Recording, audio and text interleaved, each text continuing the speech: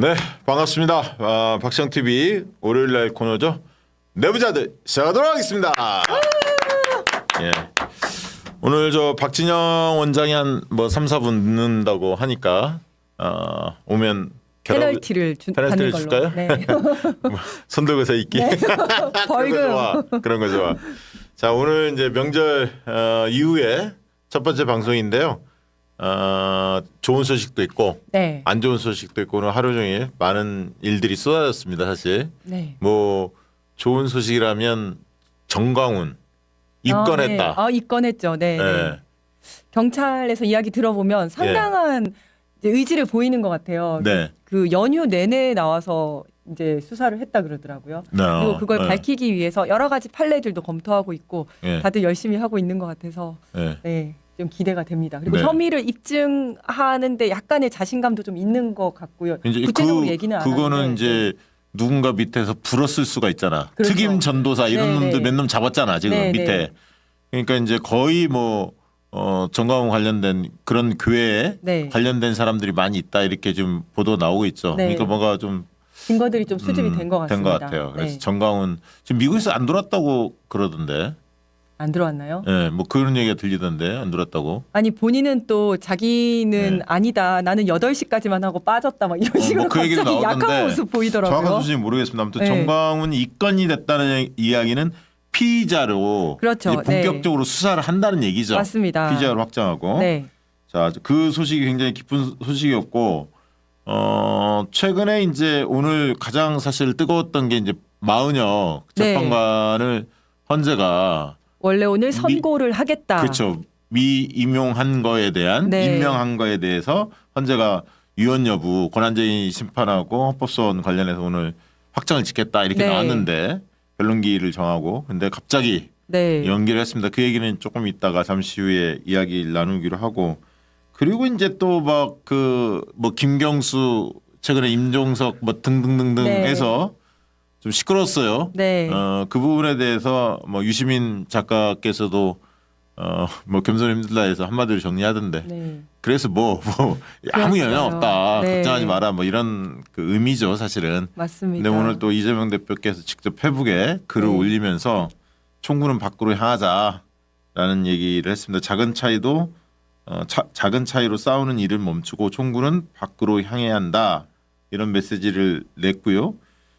우리 안에 다른 의견을 배격하면서 내부 다툼이 격화되면 누가 좋아하겠냐. 아유, 그러니까요. 반헌정 세력과 싸워서 반드시 승리해야 할 때다.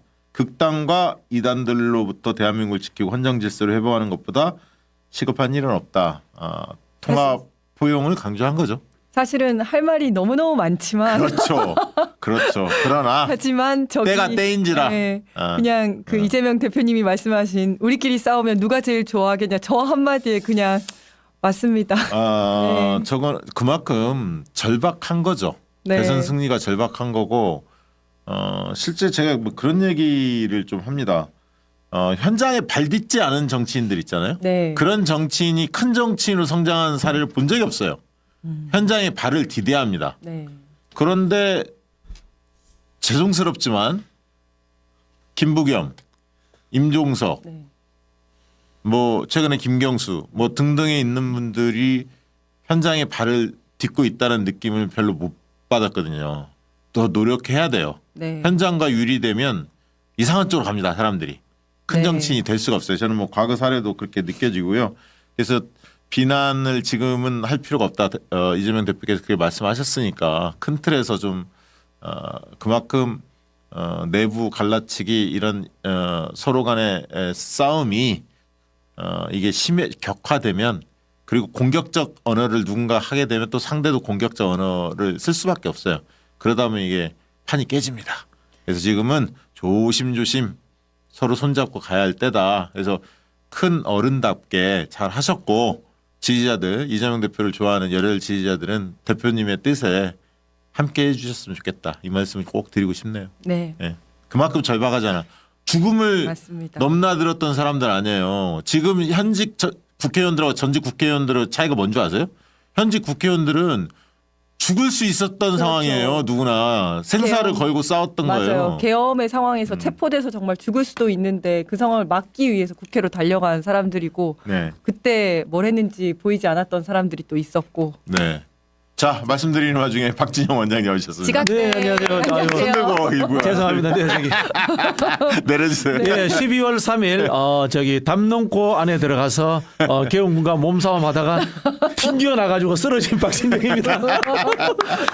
왜 튕겨 나가요? 이겨야지. 몸이 우리하고는 차원이 달라요. 정말 단단해요. 그러니까요. 그 친구들. 아, 진짜. 운동 평생 운동하시고 예, 예, 운동 팔굽혀펴기 열심히 좀 하겠습니다. 하시고. 팔굽혀펴기 하겠습니다. 우리가 지난주에 그런 얘기 했잖아요. 월요일 날 우리가 네. 극우 사이비 세력과 이게 세게 싸워야 한다. 네. 왜냐하면 이들이 공공의 적이고 이 세력의 입지를 축소하지 않는 이상은 네, 네.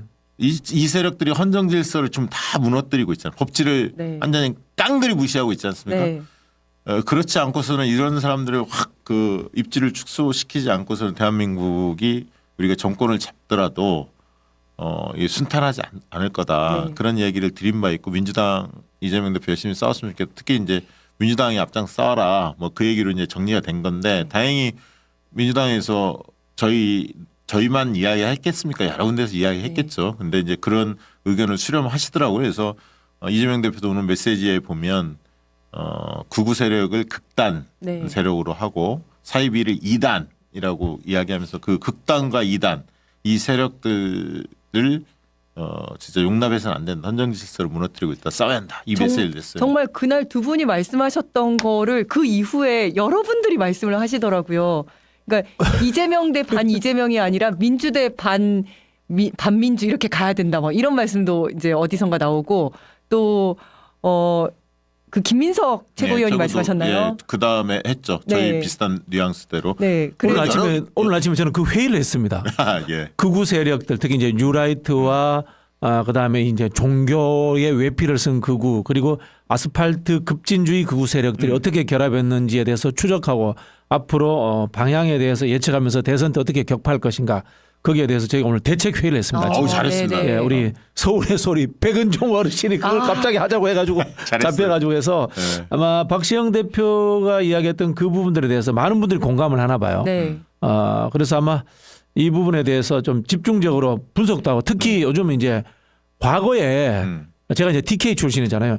TK에는 보수가 많은데 극우는 생각보다 없었어요. 예, 예. 근데 TK에 그다음에 PK의 극우화가 굉장히 급속도로 이루어지고 있는데 이게 종교의 외피를 쓴 사람들이다. 맞아요. 라는 이야기가 굉장히 많이 돌고 있고요. 아스팔트 집회에 이 종교 기관을 사칭해서 버스 동원해서 영남에서 올라오는 사람들 굉장히 많아졌어요. 맞습니다. 여기에 대한 대응 방안을 만들어야 될 것 같아요. 저는 그래서 실제로 현장에서 이런 사람들 봤어요. 그냥 교회에서 온다고 해서 다 왔는데 오고 봤더니 극우 집회에 같이 참석을 하라 그러니까 저는 네네. 여기는 참석 못 하겠어요라고 빠지는 사람들도 봤거든요. 예. 네네네. 그러니까 지방에서는 그냥 서울 나들이 간다 같이 차 타고 가자 이래서 교회에서 집단적으로 태워가지고 그냥 극우 집회에 가는 그런 그러니까 상황도 있더라고요. 유시민 작가께서 그 말씀하셨잖아요. 이제 뭐 예를 들면 무슬림도 마찬가지지만 이게 이제 극단주의 세력이 종교하고 결합이 되면 이게 테러가 일어나거나 폭동이 일어나고 네. 자살 테러 뭐 이런 것들을 우리 많이 봤잖아요.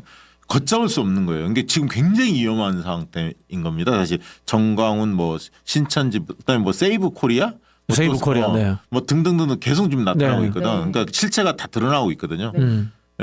특히 뭐 전한길이가 거기 가서 이야기하는 네. 내가 어제 열받은 게 그걸 쭉 보면서 막 그 쉽게 얘기하면 헌법재판소 뭐 이름 재판관들 이름 거론하면서 가족까지 거론하고 막 이 난리 쳤잖아요. 네. 네. 헌재 때려 부수라는 얘기 아닙니까 네. 사실은. 네. 네. 쓸어버려야 그리고 된다, 이런 얘기하고. 헌재가 어떤 결정하더라도 우리 승복해서는 안 된다. 네. 네. 그리고 박수영이가 나 어제 그거 보면서 더 열받았는데 그러니까 국회의원이 부산의 국회의원 박수영이가 네, 네, 저희 네. 그 노무현 정권 때 그 저희 건너편 비서관실에 있었거든. 인사비서관실에 이놈이. 네. 예, 파견 나와가지고 파견 나왔고 행안부에서 파견 나온 거겠죠.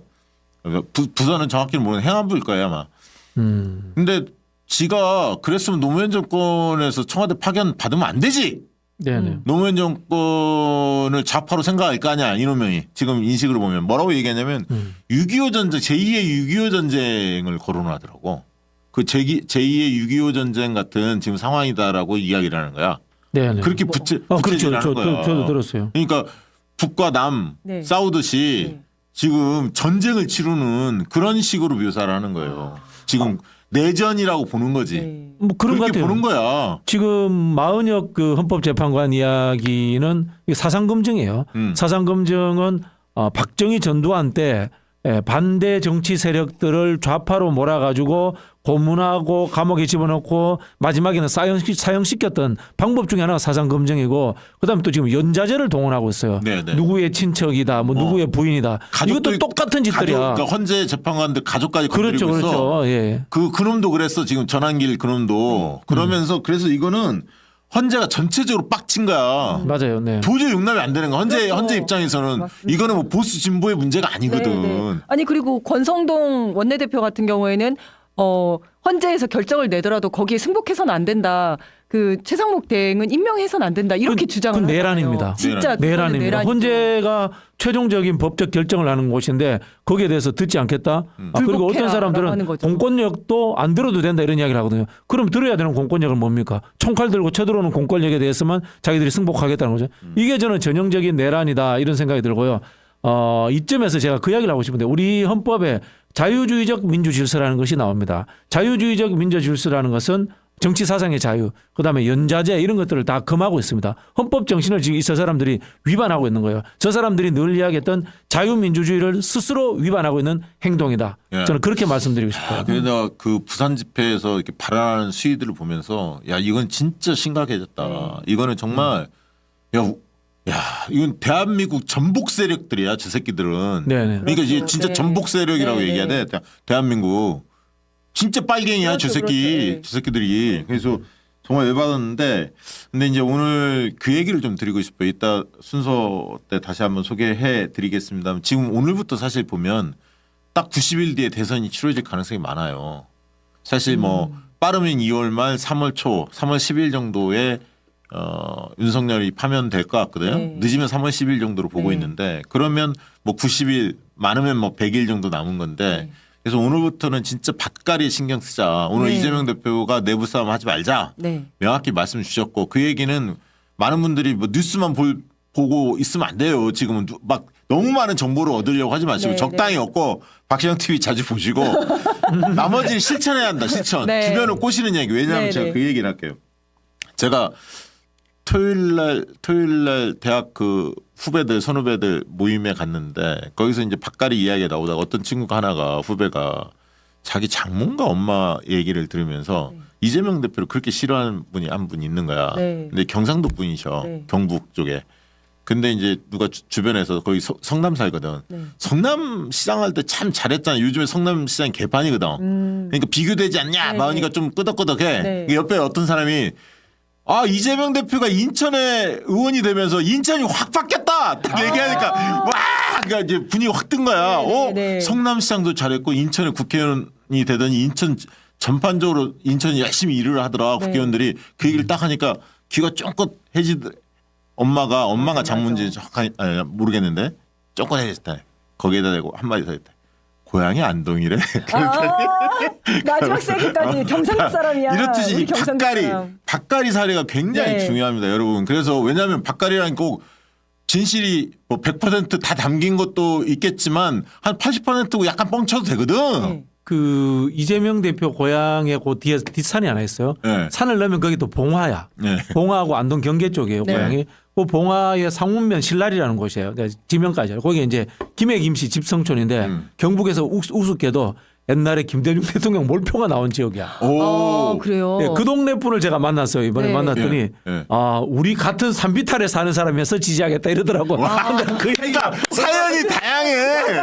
다양해. 우리가 굉장히 이성적으로 생각을 하는 게 아니라 어떤 한 가지에 꽂혀서 이렇게 생각이 바뀔 수 있는 그럼요. 거잖아요. 그럼요. 너무 재밌었습니다. 네. 그 이야기가. 맞아요. 네. 재밌어요. 그러니까 네. 그래서 오늘부터 저희는 대선 때까지 박시영 TV는 매일 여러분의 밭갈이 성공 사례를 댓글로 이렇게 길게 적어주시면 돼. 뭐 한두 줄로 꼭 할 필요 없이 5줄, 6줄 뭐 이렇게 의미를 담아서 자세히 해주시면 저희가 댓글 소개 작업을 늘 방송 때마다 너무 하겠다. 좋다. 아니 제 지지자분이 저를 위해서 이제 네. 마포가 밭갈이 한 사례가 있는데 뭐냐면요. 네, 네. 이분이 한 달에 3번씩 머리를 하세요.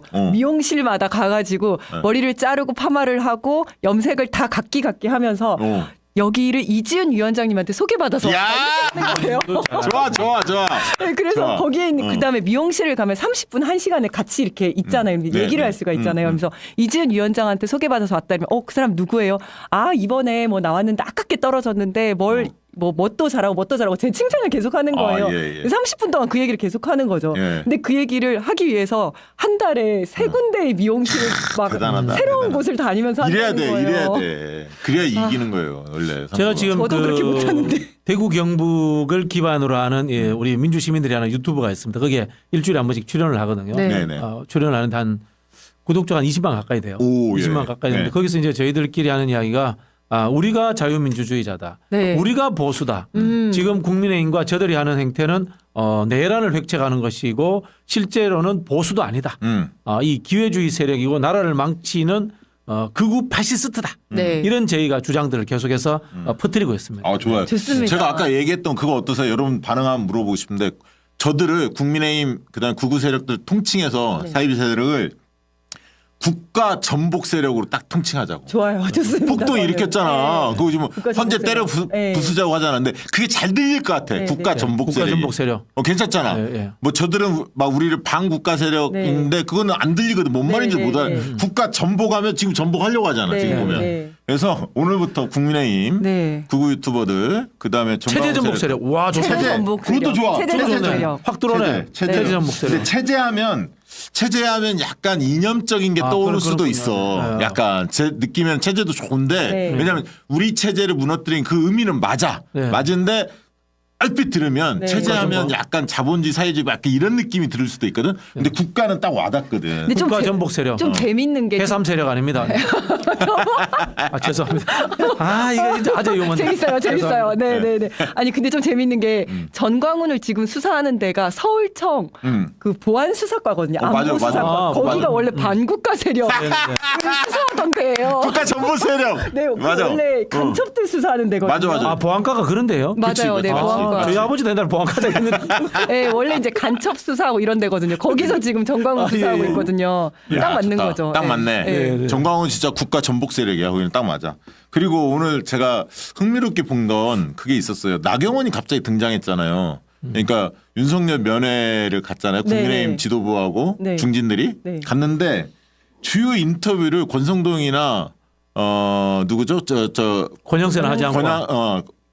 권영세죠. 권영세네요. 권영세 비대위원장이 하지 않고 나경원을 했어. 난 그걸 유심히 봤거든. 왜 나경원을 인터뷰하게 만들었을까? 권성동 지가 나설 수도 있고 권영세가 나설 수도 있는데 네. 뭘 봤냐면 이들이 한동훈을 경계하기 시작했구나. 딱 느꼈어요. 왜 그러냐면 최근 여의도에 널리 퍼진 게 뭐냐면 오세훈과 한동훈이 손을 잡는다. 네. 왜냐하면 그렇지 않으면 김문수를 이길 수 없다. 네. 홍준표나 김문수를. 그러니까 탄핵 찬성하는 쪽을 이길 수 없다. 구구 쪽을. 그럼 오세훈은 한동훈 약간 비슷하거든. 탄핵 찬성했던 입장이거든. 네. 물론 오세훈은 중간중간 말을 많이 왔다 갔다 갈아타긴 했지만 네. 그래서 얘네 둘이 손을 잡는다는 거야. 그리고 오세훈이 대선을 뛰고 한동훈은 서울시장 자리를 물려주려고 한데 네. 이게 이제 파다해. 네. 근데 나경원을 왜 띄웠냐? 나경원을 쟤네들은 한동훈을 서울시장 넘기면 안 되잖아. 네. 그냥 나경원을 띄워야 하는 거거든. 서울시장으로. 미는 거야. 그래서 이런 얘기가 심심치 않게 도는 와중에 나경원을 딱 띄우는 걸 보면서 얘네들이 서울시장으로. 한동훈과 그 오세훈이 손잡는 거에 대해서 이거 상당히 하는구나. 현실화 가능성을 염두에 두는구나. 구구 애들이 집 반국가 세력들이 딱 느낌이 왔습니다. 요런 것은 다른 데서 아마 분석을 못 할 겁니다. 그러네요. 그럴 수 있겠다. 네, 오늘 이제 본격적인 이야기 좀 들어가 봐야 하는데 마은영 연기한 배경 있잖아요. 네. 박진원 원장님 어떻게 보셨어요? 일단은 뭐 헌재에서 절차적인 부분에 대한 시비들을 최대한 차단하겠다. 뭐 그런 뜻으로 저는 좀 해석이 됐고요. 네. 또 한편으로 보면은 최상목도 여기에 대해서 출구 전략을 가지려고 하는 것 같아요. 네, 웃기는 게 최상목이 법무부에다가 물어보겠다 이런 이야기까지 했거든요. 네. 말도 안 되죠. 근데 이거 자체가 코미디인 게 맞습니다. 법무부가 뭐 중요해. 법원이 최종 판결하는 그렇죠. 거고 국가적인 것들 헌법에 해당되는 것은 헌재에서 제일 먼저 그렇죠. 판결하는 것이 최종적인 것 아니겠습니까? 그런데도 법원에 물어보겠다는 것은 나는 여기 물어보고 법무부에서 해석 물어보고 법제처에서 해석 물어보니까 지금 저기 뭡니까 마은혁 재판관이 임명하는 게 적절할 것 같대. 이럴 거면 그 핑계로 난 물러설 거야. 라는 요런 하나의 그 생각을 갖고 있는 것 같아요. 그러니까 헌재도 최상목의 절차적인 부분들을 최대한 한번 배려를 해주겠다라고 하는 약간의 약속 대련이 아닌가라는 그런 짐작을 해봤습니다. 네. 오늘 MBC에서 그 네. 얘기 나왔더라고요. 그 최상목이 지난 주말에 의견서를 냈습니다. 그래서 토요일 날 냈다. 네, 이틀 전에 맞습니다. 냈죠. 네, 의견서에는 국회의장이 국회 의결 없이 이 심판 제기를 한 거가 문제가 있다 이런 내용인데 사실 이거 문제 전혀 없습니다. 근데 어쨌든 이렇게 의견서를 냈기 때문에 여기에 대해서 국회 측의 이제 답변을 한번 들어보겠다. 요게 이제 한 가지가 있고 두 번째는 이제 그 전에 최상목 측에서 두 번의 변론 재개 요청을 했었어요. 근데 첫 번째는 아예 기각을 해버렸는데 두 번째까지 이렇게 변론 재개 요청을 하니까 그럼 요 얘기도 좀 들어주자. 이렇게 변론을 일단 한번 재개를 해서 들어보자라고 하면서 이제 절차적인 문제에 있어서 이제 그것까지 이제 감안을 해서 하게 된 거 아닌가. 근데 요게 근데 한정없이 늦어지는 건 아닌 것 같고요. 2월 10일 날 뭐 변론을 한다고 했으니까. 종결합니다. 변론을 재개함과 종결하는데, 동시에 예. 종결. 그날이 근데 종결. 이제 종결인데 제가 이제 국회소추 대리인하고 아까 통화를 해봤거든요. 그럼 종결하면 바로 그때 변론 기일을 종결하면서 선고까지 같이 하냐 물어봤어요. 그거는 아닐 그건 겁니다. 아니라는 예. 거야. 그러니까 보통 변론 기일을 종결하면 며칠 뒤에 이제 선고를 네, 하는데 네. 당일날 하는 경우도 있지만 그건 극히 이례적인 네, 거고 하루 이틀 뒤에 보통 한다는 거예요. 선고기일 다시 선고- 잡을 겁니다. 예, 예. 잡을 건데 그래서 지금 이게 뭐냐면 참 꼬인 게 원래 이제 마은혁 재판관 구인 체제로 하는 게 당연한 건데 네. 지금 최상목이 이 비틀어갖고 지금까지 흘러오지 않았습니까? 네. 근데 이게 중간에 만약에 11일 날이 중요한 또 변론기일이 잡혀 있고 13일이 마지막 변론기일이 지금 잡혀 있단 말이에요. 다음 네. 주 목요일 날이. 근데 만약에 12일 날까지 하게 되잖아요. 선고를 해서 네. 마은혁을 저기 최상목이 바로 임명을 해주면 13일 재판부터 들어와요. 사실은. 네. 만약에 그렇게 된다면 어떻게 되냐면 원래는 13일이 마지막 변론 종결을 생각하고 있었는데 결심을 생각하고 있었는데 이게 18일, 20일, 25일 세 번 정도는 늘어날 거라는 거예요. 왜냐하면 마은혁 재판관이 중간에 임명이 되잖아요. 네. 그러면 앞에 했던 거를 다시 해야 돼. 다시 하는데 그거를 축약해서 할 수는 있어요. 그러니까 하루 왜냐하면 그 전에는 내일 것까지는 반나절을 한 거거든. 오후 2시부터 시작했거든. 네, 네. 근데 이제 이번 주 목요일부터는 하루 종일 한단 한다고 말이죠. 네. 그럼 기존에 이제 김용현 했잖아요. 네. 예. 이제 내일 홍장원부터 내일 쭉 나오잖아요. 네. 그 다음에 이제 이번 주 목요일 날 것도 못 들어온단 말이야. 그럼 다음 주 화요일까지 못 들어오면 총 4번을 못 들어온 거예요. 네. 그럼 4번을 모아서 3번에 걸쳐서 18일, 20일, 25일 가져갈 가능성이 있다는 거예요. 사실은 최상목의 노림수, 국힘의 노림수가 그거였거든요. 첫 번째는 걔네가 노린 거는 최상목을 탄핵시켰으면 하는 바람을 가지고 있었어요. 국민의힘 측은. 왜냐하면 그런 민주당이 계속 탄핵 민주당이 탄핵을 그렇게 남발해서 29번 했는데 이번에 30번까지 한 거야. 네, 네. 그래서 양비론 비슷하게 분위기를 흘리려고 한 거야. 네.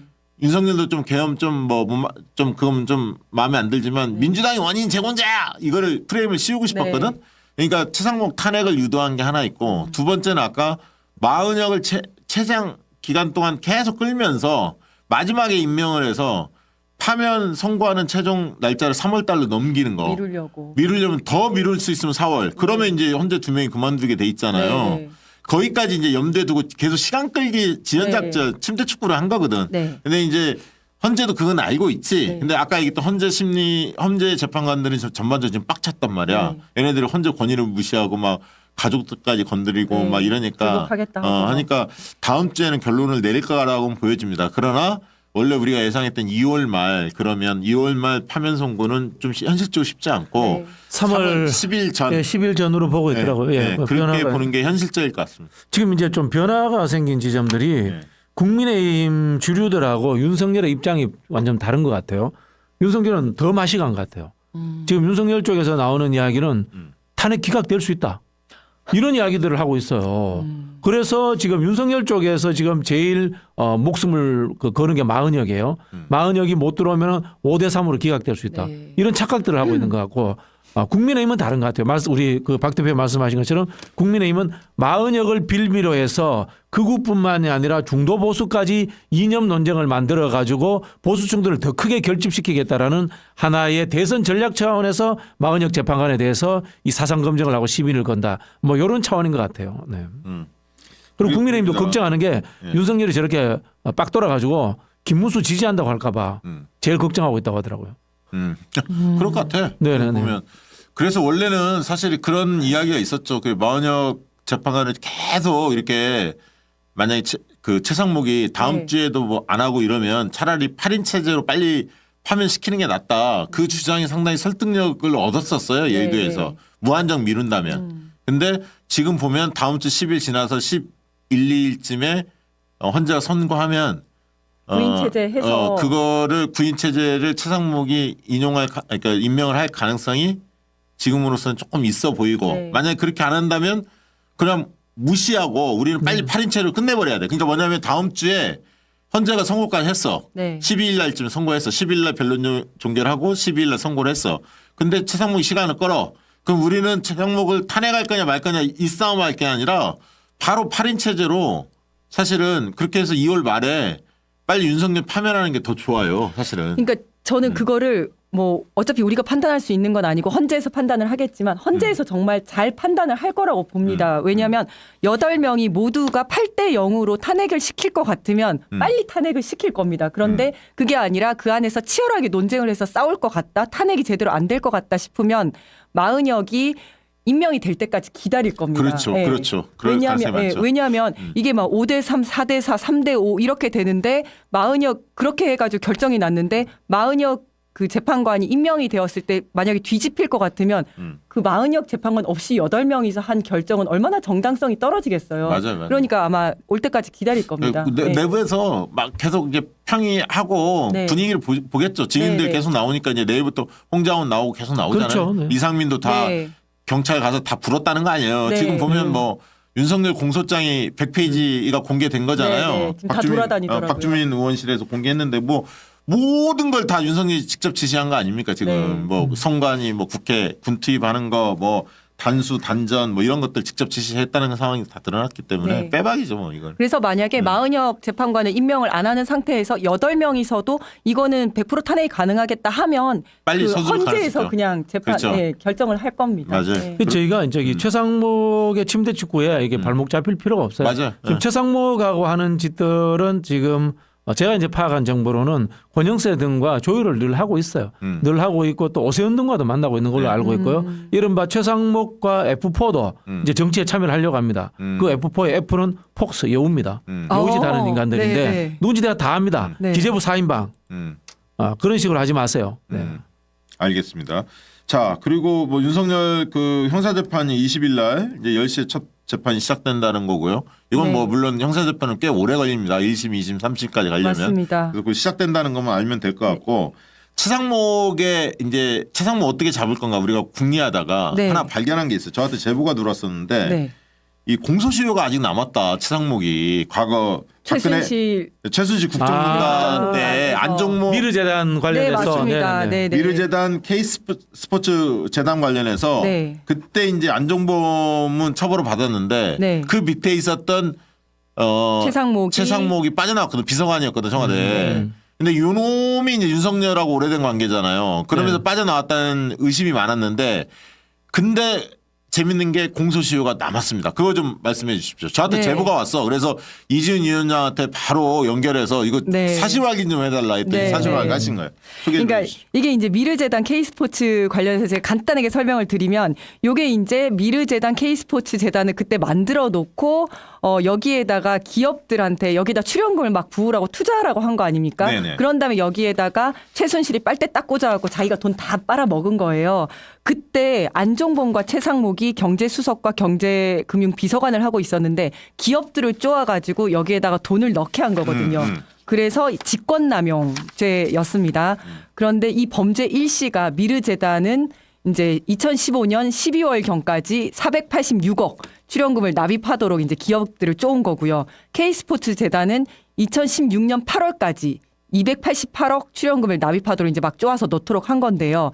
요게 이제 직권남용 권리행사 방해죄인데 공소시효가 7년이에요. 네네. 그러면 저 때로부터 7년 하면 이미 다 지난 것 같잖아요. 2022년, 2023년이면 다 네. 끝났다라고 네네. 생각을 되는데 그게 아니라 공범이 기소가 돼서 확정이 될 때까지는요. 공소시효가 정지가 됩니다. 아. 그러면 2년 9개월 동안 정지가 되거든요. 그래서 쭈루루 계산을 해보면 미르 재단의 경우에는 2025년 9월까지 올해 9월까지. 네, 공소시효가 남아 있고 K스포츠 재단은 내년 5월까지 아직 공소시효가 남아 있어요. 여유가 있네, 저거는. 네. 그렇다면 지금 저 결론이 잘 나와 있는데 이렇게 최상목과 안종범이 이제 계획을 하고 최상목이 거의 행동 대장을 했어요. 네. 그 이제 다른 판례에 보면 막 아직까지 돈 안 낸 기업 있냐, 누군데 아직 안 내냐, 그 명단 달라고 화를 냈다. 이제 네네. 요게 이제 최상목이 화를 냈다는 거거든요. 300억 규모 만들어야 된다라고 하면서 기업들 쥐어 짜가지고 돈 내게 한 행동 대장이었어요. 최상목이. 네네네. 그러니까 이제 그 최상목에 대해서 고발해서 이 부분 이제 수사하고 기소를 하게 해야 된다. 그러니까 뭐 9월 달까지는 공소시효가 살아 있으니까 빨리 우리 그렇죠. 당이나 시민단체나 이런 데서 고발을 해야 되겠네요. 고발을 해야 한다. 그 얘기네요. 맞습니다. 네. 그러니까 사실은 효과를 한번 볼까요, 그러면? 네. 그렇죠. 사실은 국정농단 세력이었잖아요. 네. 그때 당연히 기소했어야 했는데 당시에 박영수 특검 그리고 윤석열 특검보가 자의적으로 기소권을 행사를 안 해가지고 불기소한 거죠. 네네. 살려줬거든요. 그때 처벌받아 마땅한 인사를 처벌 안 한 것도 모자라서 이제 경제부총리로 임명을 한 거죠. 그러니까 그때부터 뭔가 있었다. 그래서 최상목 이거를 사실 그냥 윤석열이가 최상목의 목을 잡고 있는 거야. 야 인마 너 봐줬잖아. 살려줬잖아. 너 하고 공소시효에 남아 있어. 내 말 들어야 돼. 안 들면 너 이 새끼야 갈 수 있어. 네. 이렇게 한 거를 제가 아는 저 법조인인데 제보를 했어요 저한테. 그래서 빨리 검토하랬는데 저분이 또 며칠 사이에 하루 이틀 사이에 주변에 좀 알렸다 보니까 박찬대 원내대표도 저 얘기를 오늘 했더라고요. 아침에 오늘 얘기를 아침에 했더라고요. 했더라고요. 예. 예. 원래 그 조폭 세계의 친구는 서로 약점을 잡고 있는 사이가 그렇죠. 친구입니다. 네, 아, 그래야지 안 보이면 불안해요. 맞아요. 그래서 늘 붙어서 같이 사는 겁니다. 서로 욕하면서. 예. 그리고 지금 그러니까요. 극우 진영이 똘똘 뭉친 것 같지만 여기도 분열이 가속화돼 있습니다. 그러니까요. 정광훈 세력이 전환길이 뜨는 거 있잖아. 네. 그걸 그렇게 배 아파한대. 그러니까 내가 보니까 이게 돈 나올 구멍은 정해져 있는데 이 사람들이 막 이제 이 유튜버 저 유튜버 이 사람들이 다 갖다 하다 보니까 이전 투구가 시작된 것 같아요. 맞아요. 그리고 네. 전환길을 세이브 코리아 그쪽에서 행사하면서 띄우잖아요. 지금 그렇죠, 연사로 그렇죠. 계속 나 네, 네. 여의도에서 한번 나왔고 지금 부산에서 떴거든요. 네. 그러니까 이제 정광훈 세력하고 다른 거예요. 광화문 세력하고 여의도 네, 그다음에 네. 부산 이렇게 했던 네. 세력이 다르거든요. 네. 그러니까 이제 열받는 거지. 오 정광훈이 나보다 잘 나가는 놈이 있네. 그렇지. 서로 욕하면서 근데 되게 웃긴 게 서로 욕하면서 또 누구죠 그 배인규. 배인규 신남성연대 대표가 이제 사람들이 막 욕하고 너 때문에 뭐가 제대로 안 됐어. 너는 코인 빨고 도망갔잖아. 막 이렇게 하니까 나 지금부터 집회하지 않겠다 한 거예요. 그랬더니 너 중국인이지. 막 그렇대. 그렇죠. 이 너무 웃긴 게 이 극우들이 혐오하는 방식은 똑같은 게 옛날에는 너 마음에 안 들면 너 빨갱이지 너 전라도지 했잖아요. 지금은 너 중국인이지 너 화교지 이거 하고 있는 거예요. 야, 진짜 아니 여기 너무- 어떤 댓글이 장성철 저기 화교 이렇게 그런 거 쓰지 마세요. 아 그 저는 예. 전환기라는 사람 이번에 잘 몰랐거든요. 예. 네. 안면이 있어. 어? 뭐 고향 동생인 것 같아 느낌에. 제가 이제 그쪽이니까 아, 네. 네네. 인생을 그렇게 살까? 전환길이 지금 난리 나는 게 한국사 카페가 있는데 네. 네이버에서 운영한대요. 35만 명이 거기 들어가 있대. 네. 네네. 잘 나가잖아요. 근데 네. 이 사람이 이제 국가직 시험 한국사 그걸 강사를 하잖아요. 일타 강사라면서요. 일타 강사인데 네. 지금 시험이 한 60일밖에 안 남았대. 네. 근데 네. 계속 거기다가 부정선거 얘기하고. 부정선거 얘기해요. 이 영상 4개 영상 올려놓고 이거 꼭 봐라봐 이러니까 수험생들이 빡이 친 거야. 그렇죠. 네. 왜냐하면 이 완전히 이제 그 시험 관련해서 궁금한 거 물어보고 이렇게 대하는데 네, 그 네. 장이 정치 선동회장으로 완전히 바뀌어버린 거야. 네. 그러니까 60일도 안 남았는데 이거 난리가 난 그러니까, 거지. 네. 무책임하게. 네. 그래서 이제 탈퇴. 탈퇴하고 다들 그냥 정치나 하셔라. 그러니까요. 예. 이렇게 하고 있다고 합니다. 아니 근데 국사 선생이 저렇게 매국적인 그런 뭐 이야기들을 이렇게 하면 안 되는데. 자, 그리고 저기 여러분 저기 국사는 해동한국사 신영식 선생입니다. 해동한국사 신영식 선생. 노백린 홍보. 장군의 독립운동가 노백린 장군의 외증손자. 그래서 저도 일타 강사 했던 분들한테 지금 진짜 저기 황인표 선생한테도 얘기했지만 몇 분한테 어제도 전화해서 맞대응할 수 있는 강사 섭외를 좀 해달라.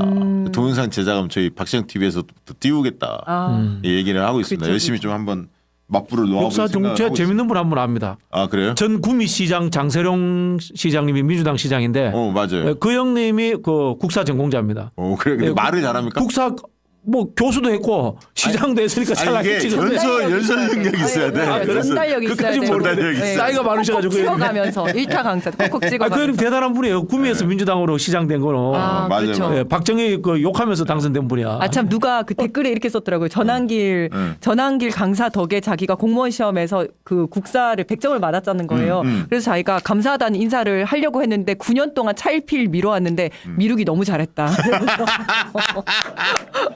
그러니까 자 그리고 국민의힘 쪽에서 요즘에 대선 후보 지지도 이거 여론조사 하지 말라고 막 아, 그래요? 공개적으로 이야기했어. 공개적으로. 왜 그러겠어요? 이거는 자기들 낮게 나오니까. 아니 그것도 하나 있지. 네. 두 번째는 탄핵을 기정사실화한 거 아니야. 윤석열 파면되고 대선 그렇죠, 조기 대선 그렇죠. 열린다는 걸 네. 사람들 머릿속에 넣어주는 거거든. 여론조사 하면 할수록. 그렇죠, 예. 그러니까 이제 그 부분에 대한 불편하지.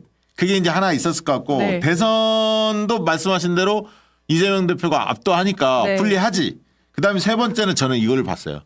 당내 얘네들이 분열이 가속화될 가능성이 있어. 대선 후보 지지도 하면. 왜냐하면 얘네는 우리는 내부 싸움이 거의 없지만 네. 얘네는 김문수냐, 뭐 예를 들면 오세훈이냐, 한동훈이냐 이러면 예. 탄핵에 대한 입장이 뭐지? 예. 구구랑 손잡아야 하냐 말아야 하냐 뭐 이런 입장 차이가 있거든. 그렇죠. 예. 그러면서 계속 거기에 대해서 이제 분열이 커질 수 있기 때문에 얘네로서는 이게 조기에 이런 것이 노출되는 게 지금은 보수가 똘똘 뭉쳐 있어야 하는데 네. 이게 흩어질까봐 싸울까봐 그걸 경계하는 것 같아요. 옛날에 그 전당대회 꼴 나는 거죠. 그 자기들끼리 막 의자 던지고 막 이랬던 싸우고 막. 거의 의자 잘 던져요. 거기. 그런 거는 잘해 걔네가. 자 그러니까요. 여론조사 꽃 조사 결과 세계일보 조사 결과 조금 살펴보도록 하겠습니다. 여론조사 꽃 오늘 이제 발표를 했는데요. 조사 일시는 지난주 금요일 토요일 1월 31일이라고 2월 1일 설 연휴 끝난 직후에 조사를 한 건데 이때 보수가 26.8% 정도가 표집이 됐어요. 진보는 23.1. 그러니까 진보보단 보수가 더 많이 잡혔습니다. 진보 23.1, 보수 26.8 이렇게 잡혔다는 말씀 먼저 드리고요. 정당 지지율은 민주당이 다시 반등을 했습니다. 크게 반등을 했는데 50.4% 기록했고요. 국민의힘 34.3%로 양당 간의 격차가 16.1%로 지난주에 10% 이렇게 네. 벌어졌었는데 더 벌어졌다. 그래서 이제 회복하고 있다. 네. 민주당이. 마음이 좀 편안해집니다. 네, 편안해집니다. 특히 네. 여성층에서 상당히 격차를 보이고 있고 여성층에서 크게 앞서고 있습니다. 민주당이. 그리고 30대 남자도 이제 박빙 구도로 접어들었습니다. 자 그리고 정권을 연장해야 하느냐 교체하느냐 거의 더블 스코어로 연장이 32, 교체가 65로 압도하고 있습니다. 다른 조사에서는 대개 한 10%포인트 정도 정권 교체가 높은데 네. 여론조사 꽃에서 차이가 한 2배 정도 네. 났다. 압도하고 있다. 특히 중도에서는 27대 71로 그 차이가 크게 벌어져 있다. 특징적입니다.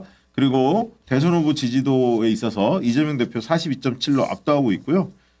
김문수가 2등 12.0 그리고 엊그제 뭐 출마 선언 비슷하게 했던 이준석 1.8 정도 기록하고 있네요. 1.8. 네, 이건 뭐 큰 차이는 없고 김문수가 최근 들어서 어쨌든 보수 측에서 김문수를 밀고 있다. 60, 70대 보수 중에서 지지세가 올라오고 있다. 그러나 확장력이 한계죠. 가상대게 붙여보면 뭐 김문수는 많이 뒤처지니까 이제 그런 측면에서 오세훈과의 싸움이 될 것 같아요. 김문수 대 오세훈 싸움이 예상이 됩니다.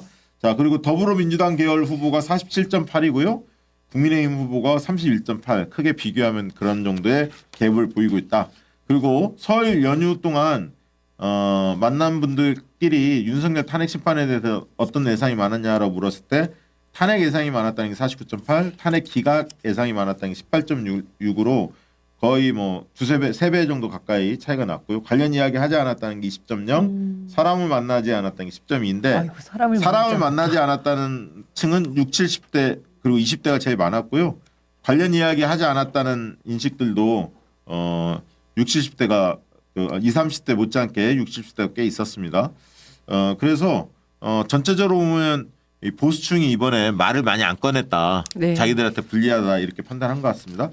군 통수권자로 윤석열 복귀하는 것에 대해서는 찬성 31, 반대 67로 2배 이상 높다는 거 다시 한번 말씀드립니다. 그래서 크게 보면 확실히 설 연휴 이후에 여론이 반등하고 있다. 윤석열 구속 기소된 측면도 있지만 쟤들이 너무 난폭하게 하잖아요. 네. 너무 막 대한민국을 전복하려고 이렇게 드니까 그런 부분에 대해 중도층도 다시 마음을 돌렸다. 그래서 세계일보 갤럽 조사가 있었는데 여기서도 탄핵 찬반에 대해서 조사 결과가 나왔었죠. 탄핵 찬반에 대해서 12월 조사에 비해서 직전 조사에 비해서 갤럽 조사가 동일한 조사가 2%포인트 오른 수치가 나왔습니다. 그래서 이제 60대, 61대 31, 36 이렇게 나왔죠. 그러니까 다른 조사에서는 갤럽 조사가 59가 나왔었는데 찬성이 설 전에는 61로 올랐고요. 대선 결과 기대에서도 52대 42로 정권 교체 의견이 정권 유지보다 세계일보 갤럽 조사에서도 앞서고 있다라는 특징적인 상황이 나왔습니다. 이제 박가리 그 사례들 좀 올라온 거 없나요? 박가리 사례도 올라온 게 없대. 지금부터 빨리 올려주세요. 박가리. 아니 제가 아까 어떤 분이 청량산의 핀꽃 이재명 저걸 왜 자꾸 올리나 이래 싶었더니 저 청량산이라는 데가 안동하고 봉화 사이에 있는 산이에요. 여러분들 주변에서 이렇게 했더니 뭐 친구가 넘어왔다, 직장 동료가 넘어왔다, 아니면 후배가 넘어왔다, 선배가 넘어왔다, 아니 거래처 누가 넘어왔다, 아니 부모님이 넘어왔다. 이런 사례들 있잖아요. 사례들을 많이 올려주셔야 합니다. 그래서 전파를 많이 해야 저 사례를 가지고 내가 맞아요. 주변을 설득해보면 통할 사람이 있구나. 네. 느낌이 딱 오거든. 네. 구체적인 내용을 좀 올려주시기 바랍니다. 자, 올려주실 동안에 광고 하나 하고 여러분이 올려준 댓글들 저희가 사례들 소개해 드리도록 그렇게 하겠습니다. 자, 광고 인터넷 비교원 영상 광고 먼저 만나보도록 하겠습니다. 당연하죠. 비교와 속도는 빠르게, 혜택은 빵빵하게. 비교와 인터넷 비교 원할 땐 인터넷 가입. 성형석도 인터넷 가입을 원할 땐 비교원. 무조건 써야 되는 인터넷, 휴대폰, 정수기 렌탈, 의외로 매월 나가는 요금으로 부담되시는 분들이 많을 겁니다. 이런 분들의 부담을 줄이기 위해서 인터넷 비교원에서 준비했습니다. 인터넷 신규 가입 시에 최대 48만 원. 그리고 인터넷 가입과 지금 쓰고 있는 휴대폰의 통신사만 변경을 해도 거기에다가 추가로 최대 30만 원, 거기에 또 정수기 렌탈까지 변경을 하면 최대 30만 원, 다 합치면 무려 총 108만 원의 혜택을 3년마다 받으실 수 있으니 약정 끝나셨다면 꼭 신청하시기 바랍니다. 든든하고 믿음 있는 서경석을 모델로 한 비교원은 23년 동안 현금 사은품 누적 983억 원 이상, 가입자 60만 명 이상이며 서울 보증보험 8억 이상 보험에 가입되어 있는 튼튼한 법인 기업으로 안심하고 가입하셔도 됩니다. 경력 13년 이상의 전문가분들이 배치되어 있어서요. 최저 요금과 최대 혜택을 안내받으실 수 있고 일반 대리점이 아닌 본사와 정식적으로 계약한 판매점이기 때문에 믿을 수 있고 빠른 설치와 동시에 사은품도 빠르게 받으실 수가 있습니다. 현금 사은품을 원치 않으실 경우에는 55인치 삼성 TV로 선택해서 받으실 수 있습니다. 그리고 인터넷 신규 가입 후에 소개한 친구가 가입을 하게 되면 신세계 상품권 4만 원을 무제한으로 드리는 이벤트가 진행 중입니다. 지금 1670-2571로 전화를 주시거나 1670-2571 전화 주시거나 네이버에 인터넷 비교원 검색하시고 상담 신청하십시오. 네, 고맙습니다. 인터넷 비교원 많은 분들 꼭 이용해 주셨으면 좋겠습니다. 자, 말씀드리는 와중에 이건태 의원님 모셨습니다. 박수로 맞아주시죠. 안녕하세요.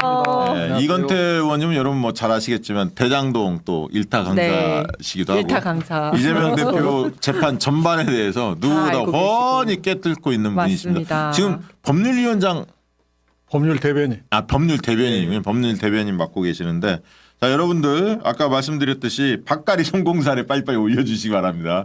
자, 올려주시기 바라고, 중간중간 소개해 드리겠습니다. 서울 민심, 실제 저희 여론조사 곳에서 조사해봤더니, 다시 민주당이 그 상승 무드거든요. 예, 전체적으로 예. 지표가 괜찮습니다. 예. 개인적으로 이제 저기 지역에 설 때 많이 그 방문하시지 않습니까? 예. 많은 분들 만났을 텐데, 예. 느낌이 어떻던가요? 예, 지역구 의원들은 설 때 이제 시장을 돌거든요. 예. 저희 지역구도 시장이 큰 시장이 7군데인데 예. 이제 특히 인상적이었던 게 그 중에 이제 상인회장 하셨던 분이 저하고 전화 통화가 됐어요. 분이 하시는 말씀이 우리 민생이 진짜 힘들다. 정말 힘드니까 이거 심각하게 들어라. 그러면서 꼭 민생을 좀 살리는 그런 대책을 국회에서 좀 마련해 주라. 이재명 대표한테도 꼭 전달하고 정말 심각하게 들어줬으면 아니 좋겠다. 진짜 심각해요. 사실. 이렇게 예. 얘기를 하시고 네. 그리고 이제 또 한편으로는 지지자들이 우리 민주당 지지자들이 그 국힘당에서 하는 얘기가 말도 안 되는 얘기도 인 줄 알겠는데 그렇지만 헌법재판소가 혹시 그 말을 들어주면 어떻게 하느냐 그런 불안감이 굉장히 크다는 거예요. 그로 인한 스트레스. 또 윤석열이 살아 돌아올 거. 예. 에 대한 스트레스. 예. 그러니까 저 말을 설마 믿을 리는 없겠지만 그래도 혹시 모르지 않나 이런 불안감. 그런 불안감이 언론에서 국힘당에서 하는 것들이 보도되고 이럴 때마다 짜증과 스트레스가 그렇게 심하다는 거예요. 그래서 빨리 이 문제를 좀 정리를 해주라 이런 말씀들을 많이 하시고. 아니 저도 이제 지역구 돌아보면 저희 지역구에는 그 호텔들이 좀 있어요. 호텔들이 네. 있고 거기에 중국인, 일본인 관광객들이 많이 오는데 그러다 보니까 지금 이제 이 내란 때문에 경제가 힘든 거를 완전 직격탄으로 이렇게 당하고 있어가지고 이 상인분들이 그 얘기를 바로 하시더라고요. 빨리 좀 끌어내려. 어떻게 좀 해달라. 지금 너무 경제가 힘들다. 이분들은 그걸 바로 알고 있는 거예요. 왜냐하면 중국인, 일본인 그 사람 그 관광객들이 너무 줄었고 네. 그러다 보니까 식당으로 오지를 않는 거예요. 그래서 그게 완전 연결된다는 거를 바로 알고 아니, 계시더라고요. 중국인들 오고 싶겠어요. 이렇게 막 저 중국인이다 네. 이러면서 막 네. 상인들이 또 이구동성을 하시는 말씀이 우리가 이제 피상적으로 알고 있었던 12산 비상계엄으로 인한 매출 타격이 굉장히 심하다. 맞아요. 그걸 그 말을 바로 알고 아주 계시더라고요. 여러분이 하시더라고요. 네. 완전 체감을 하고 계시더라고요. 아니 지금 뭐 지금 이게 자영업자들 카드 매출액이 반토막 났다고 네, 하잖아요. 네. 네. 누구랑 막 어울려서 무슨 뭐 이렇게 즐기는 자리를 갖기가 편치가 않잖아요, 사실은. 노래방 폐업이 지금 음. 줄을 잇고 있답니다. 그 이제 저희 지역구에 이제 상상시장이라고 굉장히 잘 되는 시장이 있어요. 그 시장의 상인 회장님이 이제 명절에 갔는데 보통 명절 같으면 지금 걸어다니는 손님보다 두세 배가 있어야 된다. 근데 이게 12.3 비상계엄 여파로 네, 네. 이렇게 손님들이 안 온다. 예. 그러시더라고요. 맞아요. 자, 이건태 의원님 뭐 많은 분들 알고 계시겠지만 이제 법사위에서 활약하시다가 최근에 바뀌었죠. 예. 저 자리를 물려줬어요. 아, 김기표 의원한테 넘겨준 것 같던데. 법률 보니까. 대변인을 맡으면서 예. 아무래도 법률 대변인 일이 네. 즉시 대응할 일이 많고 그래서 법사위라고 이렇게 겸명하기가 참 어려워요. 그런 점을 고려해서 아마 네. 원내 지도부에서 네. 우리 김기표 의원님하고 같은 부천이거든요. 그렇죠, 부천이죠. 그리고 이제 옆지역이니까. 김기표 의원님도 네. 처음에 이제 법사위를 또 하고 싶어 하기도 했고 예, 예. 그래서 둘이 마트레이드 된 겁니다. 그 보니까 딱 눈치가 그거야. 네. 우리가 딱 보면 알거든. 근데 이건태 의원님도 워낙 잘하셔서 많은 분들이 기대가 컸었는데 아무튼 법률 대변인 또 할 일이 굉장히 네. 크니까 오늘 이재명 대표 재판건도 좀 이따가 여쭤보겠는데 일단 오늘 헌재가 오늘 마은혁 관련해서 재판 관련해서 변론기를 연기하지 않았습니까? 이거 어떻게 보고 계십니까? 네, 지금 뭐 헌재가 왜 변론기를 재개하고 했는지 다음 주 월요일이죠. 예. 네. 뭐 구체적으로 밝히지 않으니까 알 수가 없는데 제 추측입니다. 네, 제 예. 추측은 저 변호인 저쪽 최상목 대리인 측에서 그 국회의장이 국회 명의로 권한쟁의 심판 청구를 할 때 표결을 거치지 않았다. 이 주장을 네. 최근에 세게 했잖아요. 네네. 그러면 이제 보통 변론 결심 종결 이후에 그런 주장을 하는 서면을 내면 참고 서면으로 취급해 버려요. 네. 근데 그걸 만약에 결정문에 언급을 해야 되는 상황이라면 그것을 참고 서면을 취급하기 어려워요. 그때는 이제 정식 주장으로 받아들여서 그걸 판단해서 기각을 해야 돼요. 그래서 그 정도로 워낙 강력하게 하니까 그것을 이제 괜히 나중에 꼬투리 잡히고 꼬투리 잡을 수가 있잖아요. 그러니까 이제 한 번 더 기회를 열어서 그 주장을 것에 대해서 판단으로 차려고 하는 게 아닌가. 저는 그렇게 판단하고 있습니다. 그럼 만약에 네. 추가해서 만약에 10일 날 변론을 이제 종결하고 뭐 선고를 2, 3일 있다 한다고 치자고요. 12일이든. 그러고 나서 헌재는 그렇게 할 것 같고 최상모 어떤 태도를 볼까요? 그거를 임명을 할까요? 마은혁 재판관을? 어떻게 예상하고 계십니까? 저는 임명을 할 거라고 봅니다. 왜냐하면 헌법재판소에서 임명을 하지 않은 행위가 위헌이다, 위법이다 밝혔죠. 이렇게 라고 이야기를 했죠. 네. 판단을 이제 정식 결정을 하고 예. 오늘 헌법재판소가 그렇게 판단했음에도 불구하고 임명을 하지 않으면 그건 위헌 위법이라고 예. 판단 밝혔기까지 했잖아요. 예, 예. 그러면 이것은 그 법치주의를 정면으로 부정하지 않은 이상 이것을 거부할 수는 없다고 봐요. 아니 저들이 국가 전복 세력이라. 그런데 이것은 네. 그 정도 수준을 넘는 위반이거든요. 그렇죠, 네, 그렇죠. 그렇죠. 그래서 저는 드리라고 보는데 만약에 그렇지 않고 듣지 않는다 그러면 최상목 권한대행은 민주당이 그런 상황이 되면 탄핵으로 가지 않기가 어려울 것 같아요. 네. 또한 명백한 직무유기잖아요. 그 직무유기 자기 형사처벌을 받을 그렇죠. 수밖에 없어요. 만약에 그렇게 된다면 탄핵시키고 직무유기 고발. 탈인 재판으로 빨리 마무리하는 게 현실적인 거 아닙니까? 그렇죠. 현실적으로 본다면 또 데려와서 또 하고 뭐 그게 불가피할 수 있을 것 같아요. 예, 상황이. 8인 재판 부분은 저희가 뭐 말할 필요는 없고요. 네. 말할 필요는 없는 것 같은데. 네. 저희가 의도하지는 않았지만 그런 상황으로 될 수밖에 없을 수도 있어요. 근데 최상목이 만약 헌재 재판관을 임명하지 않는다면은 한덕수가 탄핵됐던 내용과 겹치기 때문에 똑같이 해줄 수밖에 없습니다. 그건 법이라는 건 동일하게 적용돼야 되니까요. 근데 여기서 또 하나 이제 뭐 헌재가 거기까지 나갈지는 모르겠는데 그 국회에서 청구한 청구서 제2항에 마은혁은 헌법재판관 헌법재판관의 신분임을 확인한다 이 부분이 네. 들어있어요.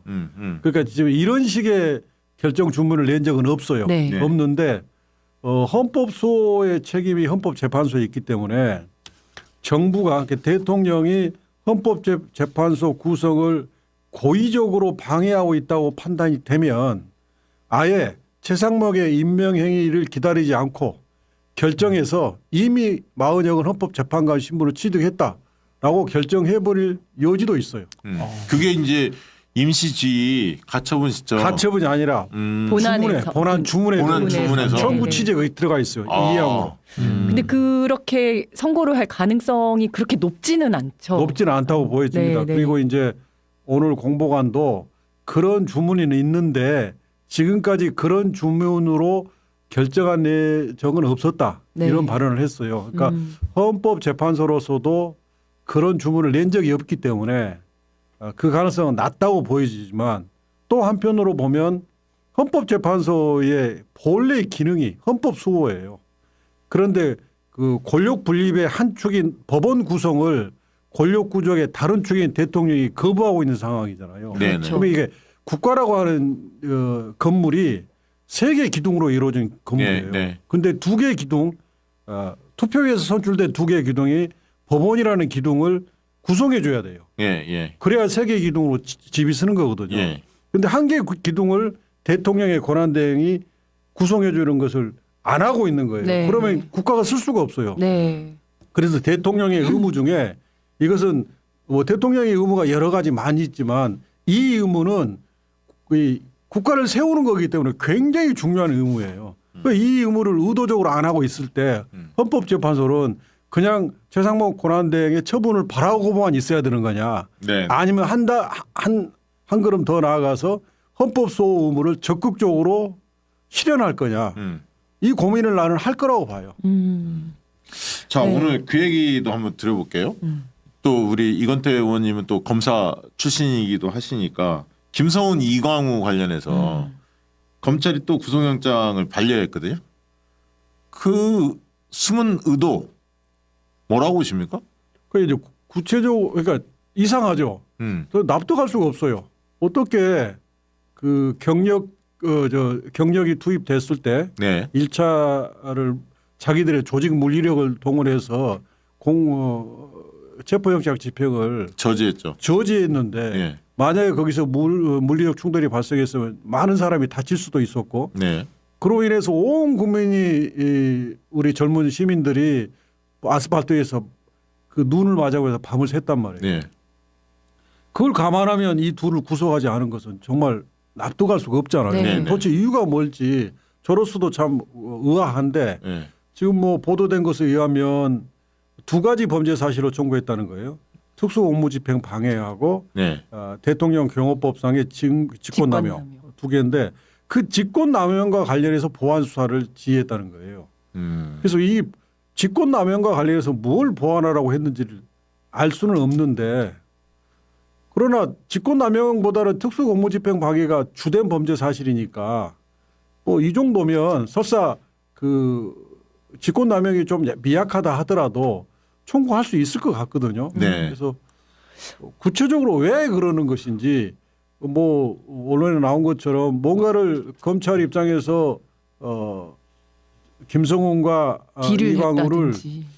구속을 해서는 안 되는 네. 내부 사정이 있어서 그런 것인지 이지은 위원장님 어떻게 그러니까 보세요? 이런 거 있지 않을까요? 대통령실을 압수수색했을 때 대통령실 안에 엄청난 증거가 들어 있는데, 그러니까 그 증거가 검찰이 계엄에 개입되어 있음을 입증할 증거가 있는 거 아닌가 이런 생각이 들 수밖에 없는 게, 왜냐면 경찰 입장에서는 일단 이 김성훈과 이광우를 먼저 구속을 시킨 다음에 그다음에 대통령실 압수수색을 하려고 했던 거거든요. 대통령실 압수수색을 하려고 할 때마다 김성훈이 나서서 안 된다, 여기는 그 군사상 비밀이 있는 곳이니까 하면 안 된다고 계속 막아섰지 않았습니까? 그래서 먼저 구속을 시킨 다음에 압수수색을 하려고 했었던 건데 지금 검찰에서 계속 구속영장을 기각을 시키는 거거든요. 그러니까 지금 일반적으로는 납득할 수 없으니까 이런 이제 그 추측을 할 수밖에 없는 거죠.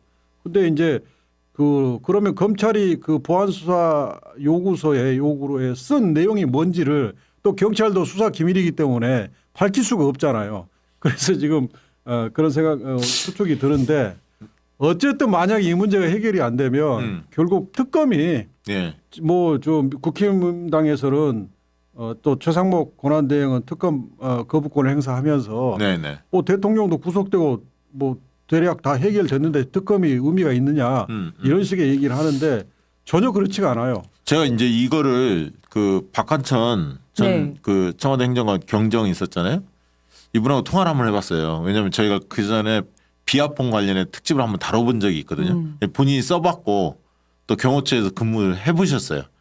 상황들을 잘 아는데, 그래서 저는 그분하고 대화하면서 느꼈던 게 이 비아폰이라는 게 용량이 워낙 커서 이게 직접적으로 통하는 게 막 돌려서 가기 때문에 용량이 커서 일정 기간이 지나면 무조건 지워지게 돼 있대. 앞에서부터. 서버가 네. 자동 삭제 기능이 있다는 네. 거예요. 근데 김성훈 차장이 이 통신 전공이거든요. 맞아요. 네. 이걸 너무나 잘 알아요. 예. 그래서 나는 제일 의심스러운 게 뭐였냐면 시간을 끌었어 검찰이. 네, 바로 네. 영장을 반려하는 것도 아니고 한 6일 정도 홀딩하다 끈 거예요. 네. 만약에 만에 하나 검찰이 김성훈과 뭔가 모종에 뭐가 있다 만약에 친다면 시간을 벌어주는 거예요. 이게 자동 삭제를 하게 돼 있기 때문에 김성훈은 언제 며칠간 끌면 이전에 삭제되는 있었던 거죠. 것이 다 삭제되는 걸 잘 알고 있거든. 네. 그래서 그거를 짜고 치는 거 아닐까라는 게 합리적 의심이 하나 있고요. 네. 그다음에 경찰이 지금 비아폰을 집에서 압수수색을 했다고 하는데 네. 일반 폰하고 과연 그 비아폰이 늘 쓰고 있는 비아폰이냐 아니면 깡통폰이냐 네. 이것도 좀 밝혀져야 하는 문제고 실제로 비아폰을 압수수색을 하면 비아폰은 단축 버튼을 사용한다는 거예요. 1번, 2번 이런 식으로. 예, 그러면 예. 1번은 누구고 2번은 누구고 그 대상자가 누군지는 별도의 표식을 가지고 준대요. 그러면 그거 보면서 이렇게 한다는 거거든. 그럼 그것도 그냥 압수가 같이 됐는지도 궁금하고. 지금 박한천 경정이 주장하는 것은 서버 확보가 왜 중요하냐면 서버로 확보를 해야 비아폰 서버로 확보를 해야 이게 이제 언제부터 어떻게 모의를 했는지 계엄에 대해서 실제로 어떻게 준비했는지를 통신 기록을 다 보면 드러난다는 거예요. 어느 시기에 집중돼 있고 누구누구가 어떻게 했는지 김건희 맞아요. 관여 여부도 네. 당연히 드러나고 그렇죠. 검찰 여부도 다 드러나기 네, 때문에 네. 이걸 지금 끝까지 버티는 거죠. 오늘도 압수수색하고 같지만 버티고 있죠. 네. 아니 못했죠. 못하죠. 대통령실에서 안 서버를 해주죠. 하지는 안 못했고. 해주죠. 예. 그러니까 이게 지금 김성훈하고 이강우를 잡아 넣어야 그렇죠. 그나마 문이 열리는데. 경호처에서 검사서 문을 열어줄 텐데 네. 버티고 있으니까 이거 봐라 계속 버티는 거지. 네. 그리고는 박종준 전 경호처장이 그 얘기도 했어요. 자기가 2차 체포 그 저지 지시하지 않았다. 알았다. 그러면 김성훈이 한 거거든. 누가 봐도. 그러니까 지금 이제 경찰은 검찰 수뇌부가 이 비상계엄 내란에 일부 가담한 거 아니냐.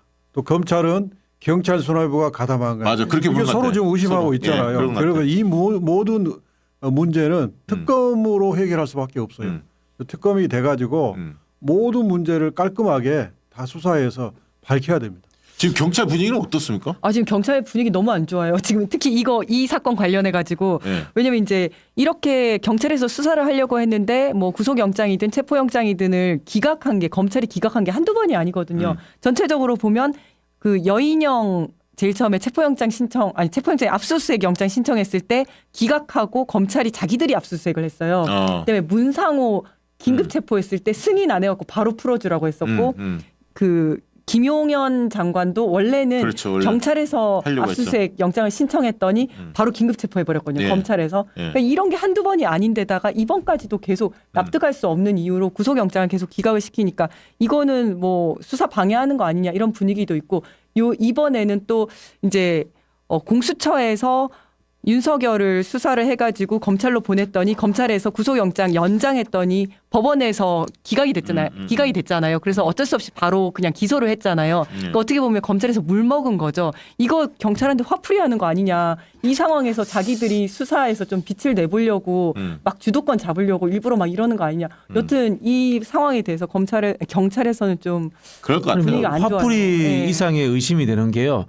경찰도 쿠데타 관련성이 있고 검찰도 관련성이 있는데 그 저는 깊이와 범위는 엄청 차이 날 거라고 봅니다.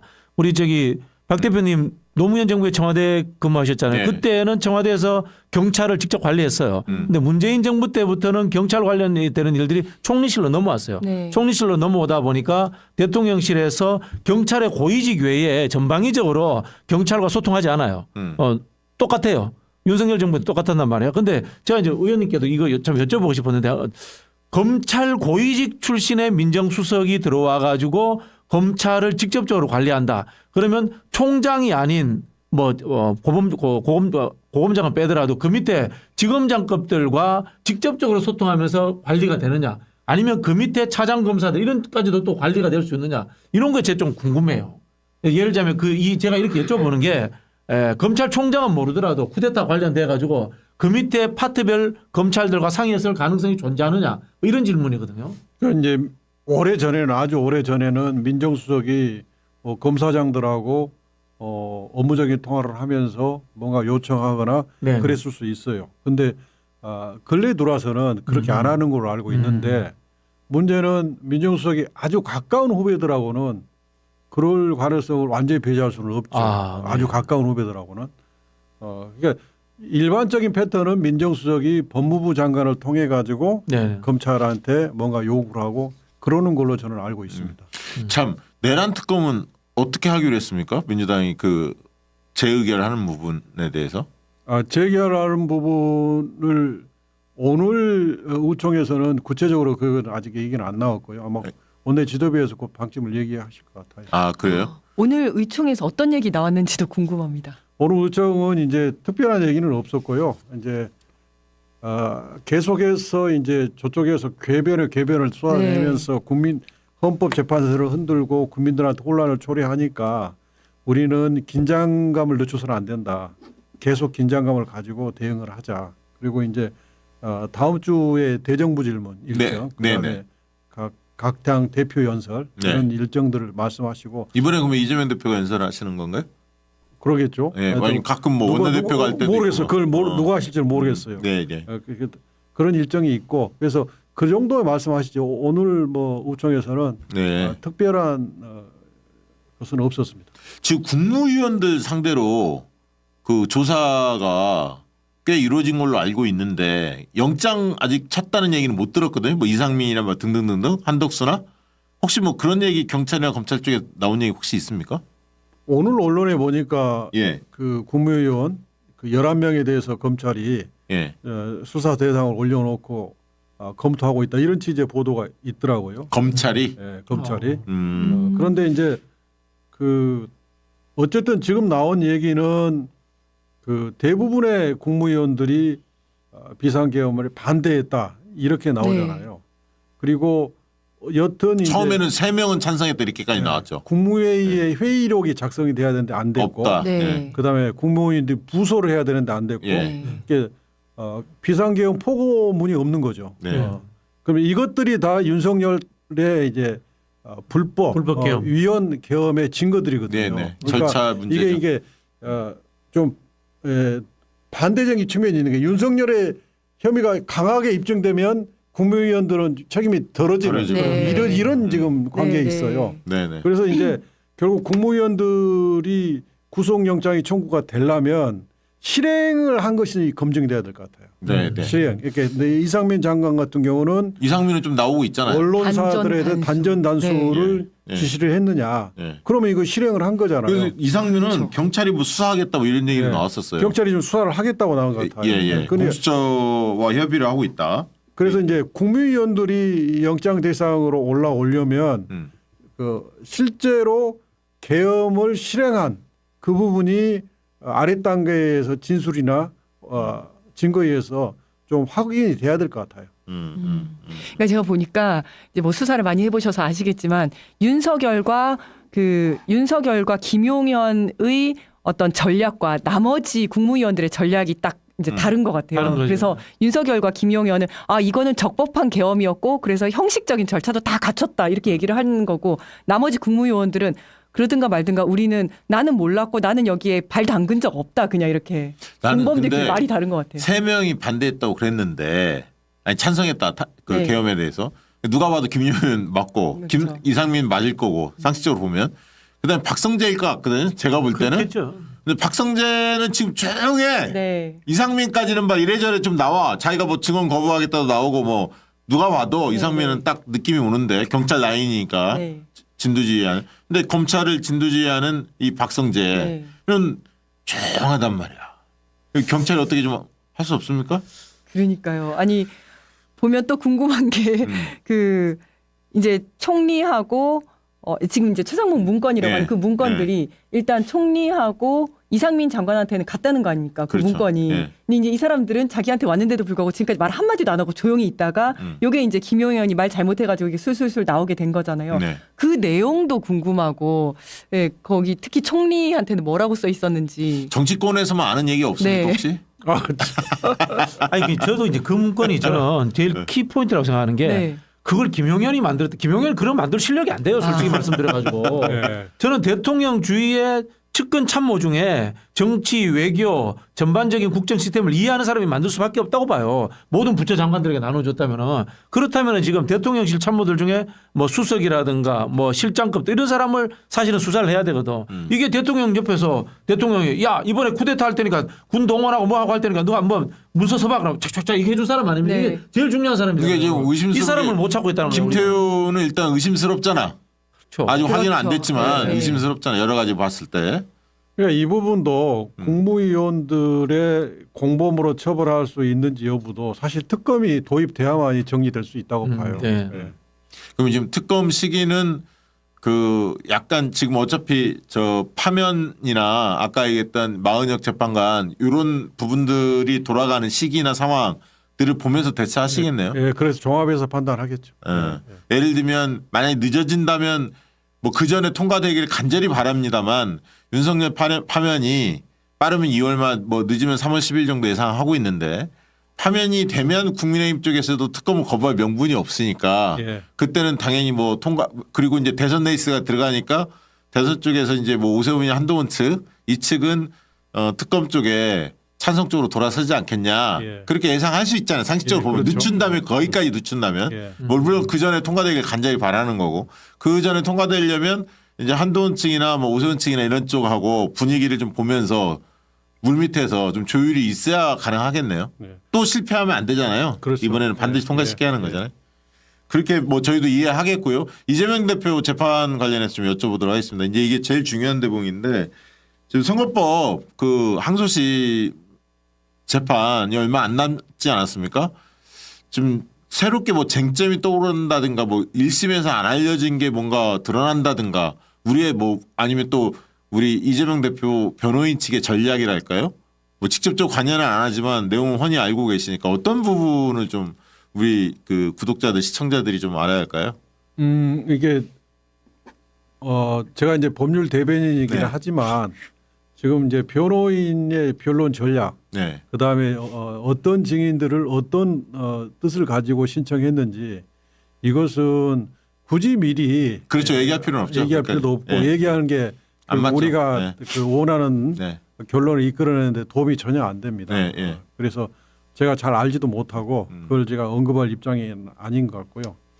그럼 우리가 이제 1심에서 집행유예 유죄 판결을 받았기 때문에 네. 많이들 걱정을 하시는데 네. 1심의 판결이라고 하는 게 그 정말 이게 제가 이제 이재명 대표를 지지하는 입장이라서 그런 게 아니라 객관적으로 봤을 때 그 판결의 그 품질이 우리가 동의하기가 어려워요. 네. 동의하기 어려워요. 그러니까 두 가지인데 하나는 유죄 부분만 말씀드리면 김문기하고 골프 치지 않았다는 말이 거짓말이다. 네. 이게 하나인데 이재명 대표는 김문기하고 골프 치지 않았다는 말을 한 사실이 없어요. 네. 이렇게 말했어요. 그러니까 그 당시 그 국민의힘의 박수영 의원이 자신의 페이스북에 4명 사진을 올리면서 뉴질랜드 가서 골프도 치셨나요? 이렇게 이제 공격적으로 올렸어요. 그래서 이제 언론 인터뷰에 가서 이 부분을 설명하시면서 국민의힘이 4명 사진 찍어서 내가 골프 친 것처럼 공개했던데 내가 알아보니까 우리 일행 단체 사진 찍었는데 그중에 4명만 떼내가지고 만든 것이더라. 이거 조작된 것이죠. 이렇게 말했어요. 네. 말을 이렇게 했는데 이 말은 사진 김문기하- 조작을 얘기한 건데. 네, 김문기하고 골프 치지 않았다는 말이다 라고 해석을 해가지고 그 말은 거짓말이다. 이렇게 판결을 했어요. 이건 그러니까요. 명백히 대법원 판례가 금지하고 있는 확장 해석이거든요. 이건 사진을 설명한 거예요. 그렇죠. 박수영 의원이 페이스북에 띄워낸 사진을 설명한 거거든요. 그 사진 설명을 가지고 확장 해석을 통해서 유죄 판결 선고했기 때문에 유지될 수가 없고 백현동 부분도 이제 그 당시 성남에 있던 그 공공기관 5개가 지방으로 이전돼야 됐어요. 네. 그 5개를 전반적으로 설명을 먼저 해요. 그게 전반부. 그다음에 이제 그 설명이 끝난 다음에 나머지 백현동에 있는 한국식품연구원 부지가 남았었는데 이건 이렇게 됐었다고 또 후반부에 설명을 해요. 그런데 국토부가 혁신도시법에 의해서 의무조항에 의해서 용도 변경을 요구했다. 또 협조하지 않으면 직무유기 이런 것으로 가지고 협박을 했다. 이런 걸 문제 삼겠다고 협박했다. 이 발언은 전반부에서 했던 발언이에요. 그러니까 백현동과 관련해서는 아예 그런 말씀을 하지 않으셨어요. 그런데 이걸 두 개를 짜집게 해가지고 백현동 사업과 관련해서 국토부로부터 혁신도시법 의무조항에 의해서 용도 변경 요구를 받았다. 들어주지 않으면 직무유기 이런 걸 문제 삼겠다고 협박했다. 이렇게 말했다고 짜집기로 공소사실을 만든 거예요. 그걸 유죄로 인정한 거예요. 그렇기 때문에 이 백현동 부분도 이재명 대표가 하지도 않은 말을 한 것처럼 사실 판단을 했으니까 잘못됐을 뿐만 아니라 협박이라는 것도 그게 팩트가 아니잖아요. 그렇죠. 자기 느끼기 내 나름인 느낌과 건데. 감정과 의견이잖아요. 맞아요. 네. 이건 처벌 대상이 아니에요. 네. 그리고 또 하나는 공직선거법의 허위사실은 후보자에 관한 거짓말이에요. 네. 후보자의 행위에 관한 거짓말. 네. 근데 협박이라고 하는 문제되는 행위, 용도 변경해달라고 요구했다는 그 행위는 후보자의 행위가 아니라 국토부의 행위예요. 네. 그렇죠. 그러니까 구속 요건이 해당이 안 되는 거예요. 네. 그리고 또 하나는 그 국회 증감법에 국감장에서의 증언은 이 법에 의해서 처벌하지 않은 이상 다른 법에서 처벌 못하도록 돼 있어요. 근데 그 백현동 발언은 그 당시 의원이 물었어요. 백현동 사업과 관련해서 지사님 그 당시 성남시정 시절에 특혜를 베푼 겁니까? 이렇게 물었어요. 네. 그러니까 백현동 사업 설명을 해야 될 거 아니에요. 네. 그래서 답을 했어요. 그러면 증감법에 의해서 위증죄로 고발 안 됐으니까 처벌 안 하면 공직선거법에서 처벌 못 하잖아요. 근데 1심 판결 이걸 어떻게 피해갔냐면 그 법조항이 있긴 한데 근데 이재명 경기지사의 국감장의 답변은 경기도와 관련된 답변이 아니기 때문에 아. 진간법 적용을 안 하고 공소법 적용하겠다라고 판단한 거예요. 네. 이걸 누가 동의할 수 있겠어요? 야. 그렇죠. 그러니까 성남시장 때 만약에 비리가 있다면 이건 경기지사의 도덕성과 관련된 질문이잖아요. 예, 예. 그러니까 당연히 경기지사한테 물을 수 있는 거고 예. 경기지사가 답을 해야죠. 예. 더구나 성남시는 경기지사의 관할 안에 들어있잖아요. 네. 네. 그러니까 당연히 경기도 국감에서 다 물을 수 있는 거고 물으면 경기지사는 답을 해야 되는 거예요. 근데 이게 경기도 국감과 관계없는 답변이기 때문에 진간법을 적용하지 않고 공선법을 공소법으로 적용하겠다. 처벌하겠다는 거예요. 말이 안 되죠. 동의할 수 있습니까? 동의가 안 되죠. 그리고 또 궁금한 게 그때 1심 판결이 있은 이후에 또 어떤 뭐 국장이 나와서 사실 내가 협박을 받았다 이런 언론에 나와서 인터뷰를 하기도 했고 그 이후에 공문들도 많이 나왔잖아요. 그 공문에 따르면 대통령이 참여하는 뭐 회의가 뭐 몇십 건이 있었고 거기에서 실제로 인사상 뭐 불이익을 주라고 그러니까 한다 이런 것들이 쭉 맞습니다. 밝혀졌는데 그 국토부가 그때 왜 이렇게 세게 요구를 했냐면 박근혜 대통령이 원래 이게 노무현 대통령이 정책이잖아요. 네. 근데 박근혜 대통령도 이 정책을 세게 받았어요. 그래가지고 굉장히 세게 푸시를 했어요. 그래가지고 대통령이 주재한 회의에서 국토부 장관한테 왜 이게 진행이 안 되냐고 구체적으로 꾸지람을 하는 거예요. 네. 그래서 국토부에서 2014년 1월부터 2015년 1월까지 4번을 공문을 보내요. 그래가지고 용도 변경을 요구를 해요. 그리고 국토부 국장이 성남시를 방문해요. 아니 국토부 국장이 기초지방자치단체를 정말, 네. 업무적으로 방문한例가 있습니까? 없잖아요. 그렇죠. 네. 그다음에 성남시 공무원을 국토부로 불러요. 그래가지고 회의를 하면서 또 쪼아요. 그러니까 이 상황을 이재명 당시 시장은 협박을 하고 느낀 거예요. 당연히 압력을 받을 수밖에 없죠. 그러니까 그런 이 상황에서. 압력을 네. 협박이라고 느낄 수 있는 거예요. 그렇죠. 네. 네. 그래 이 협박으로 협박이라고 그것은 이제 전반부에 해당되기 네. 때문에 백현동과 관련해서 협박을 발언한 것은 없지만 네.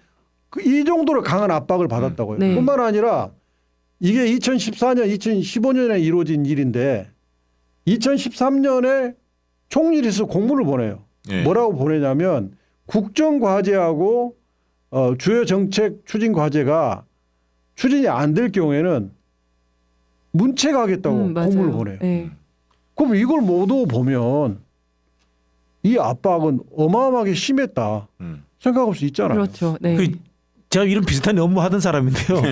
이게 뭔가 하면 이제 1차 공기업 이전 대상이거든요. 그 정부 지분 30% 이상 되면은 국가균형발전 특별법에 의해 가지고 어떻게 되면 지방으로 이전하여야 한다라고 되어 있습니다. 해야 되는데 그 식품안전연구원하고 몇 개가 늦게까지 이전을 안 했어요. 그걸 이제 담당하는 게 지방에 있는 혁신도시로 이전하는 걸 담당하는 게 국토부 소관이에요. 그러니까 국토부가 그걸 가지고 이제 압박을 하게 되는 거고 국토부의 압박을 받으면 또 뭐 어떤 일이 생기냐면은 지방 산담 문제라든가 여러 가지 것들이 다 걸려버려요. 그렇죠. 그 이제 지방 정부는 국토부 중앙부처 정도 되면 굉장히 높은 상위 기관에 들을 수밖에 없어요. 이거는. 그렇죠. 네.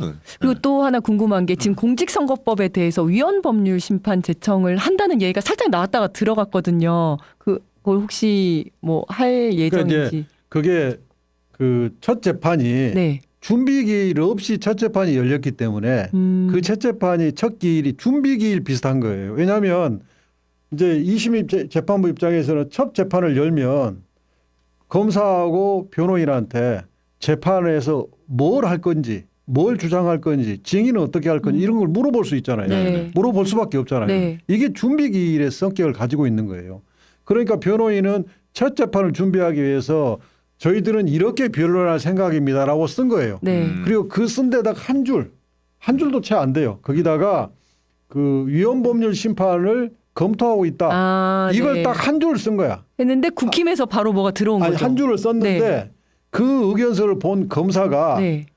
그 한 줄에 예민하게 반응해가지고 변호인이 위헌법률 심판 제청 신청을 할 것을 전제로 그걸 반박하는 의견서를 냈어요. 아, 근데 그 제목을 네.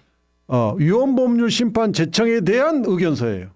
아. 그리고 그 제목만 이제 그 대법원의 보면- 나의 사건 검색에 제목만 딱 나오니까 주진우 의원이 그걸 보고 이재명 변호인 측이 위헌법률 심판 제청 신청을 했다. 한 거 아니냐라고 아. 공격을 한 겁니다. 그래서 네네. 이 사단이 났는데 네.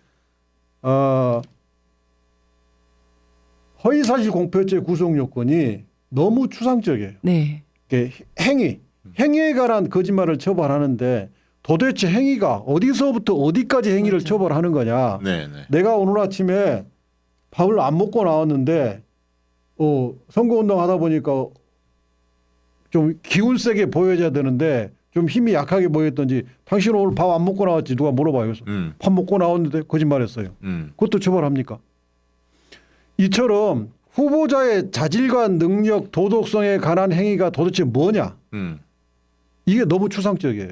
명확하지 않다고요. 그렇죠. 이건 한번 짚고 넘어갈 네, 네. 사안은 분명해요. 네. 사실. 이게 명확하지 않고 또 하나는 허위사실 공표로 후보자의 당선을 무효화시키는 이런 입법례가 전 세계적으로 없대요. 제가 알기로는. 그러면 이건 한번 따지고 봐야죠. 그래서 제 생각은 우리 변호인이 의견서에 한 줄 써준 대로 이걸 좀 적극적으로 위헌법률 심판 저는 제청 신청을 했으면 좋겠어요. 그래서 근데 이게 무슨 재판 지연술이라고 하는데 전혀 그렇지가 않아요. 네, 네. 왜냐하면 위헌법률 심판 제청 신청을 하더라도 그것은 이제 서면에 접수가 되면 재판장은 재판부 내에서 검토를 하는 거예요. 재판은 재판대로 하는 거예요. 그래서 만약에 이게 타당하지 않으면 네. 그냥 뭐 한 달 내에 그냥 기각하면 끝나요. 그러니까 재판 진행하고 아무 관계가 없고 만약에 재판부가 위헌 맞겠네. 헌법재판소 판단을 받아봐야겠다라고 네. 해서 위헌 제청을 하면 그때는 당연히 해야 할 일을 한 거예요. 왜냐하면 네. 재판부마저도 위헌이라고 판단하면 이건 네. 헌재에 가서 위헌 판결이 될 확률이 매우 높아요. 근데 그러면 이 결정을 2월 달 안에는 결정을 해야 하는 거 아니에요? 신청 여부를? 신청을 해야죠. 네. 아마 곧 할 것 같아요. 그러니까 한 써놨으면 네. 재판부 변호인단이 신속히 준비해서 하겠죠. 그러니까 저도 이제 허위사실 공표와 관련해서 예를 들어서 양력, 학력, 뭐 재산 이런 건 딱 떨어지잖아요. 그렇죠, 그렇죠. 그러니까 김건희가 어느 학교 나왔는데 무슨 뭐 그 아닌 걸로 나왔다든지 뭐 그 장모가 10원 한 푼 뭐 손해 본 거 없다 이런 것들은 이게 명확하게 딱 떨어지는 건데 행위라는 거는 너무나 말씀하신 것처럼 애매모호하기 때문에 이거 명확성의 원칙에 반하는 것 같거든요. 원래 개정되기 이게 한번 개정돼서 행위만 남았는데 개정되기 전에는 인격도 있었어요. 인격에 대해서 허위사실. 인격을 어떻게 처벌합니까? 그러니까요. 그렇기 때문에 이 조항 자체가 문제가 있다니까요. 그러네요. 자, 우리 저 박가리 팁 한번 쭉 한번 읽어주십시오. 우리 박가리 팁. 네, 산타님 박가리살 잘하시는- 산타님. 네. 네. 마포네. 마포입니다. 원래 마포에는 이경 이원영이 팬이야 팬. 네. 경의선 숲길에 산책하는 분이 많은데 출근 전에 특히 어르신들 되게 많으세요. 진짜 네, 저기에 네. 경의선 숲길에 어르신들 대상으로 건강 박수를 가르쳐 드리며 다음에 또 원한다고 하실 때 핸드폰 전화번호를 받는다는 것 같습니다. 전화번호를 받고 천천히 가까워진 후에 이지은 위원장님, 이재명 대표님 하신 업적과 이미지를 좋게 하였습니다. 이쪽이신 분들이 많이 응원하게 돼. 야, 감사합니다. 이거 약간 야. 냄새가 나긴 나는데. 이건 정말- 네, 접수하겠습니다. 네. 두 번째. 박성익 님이십니다. 네. 박가리살의 일명. 명단 확보. 2전 전화하기. 맞아요. 좋다. 3설 설득하기. 4반.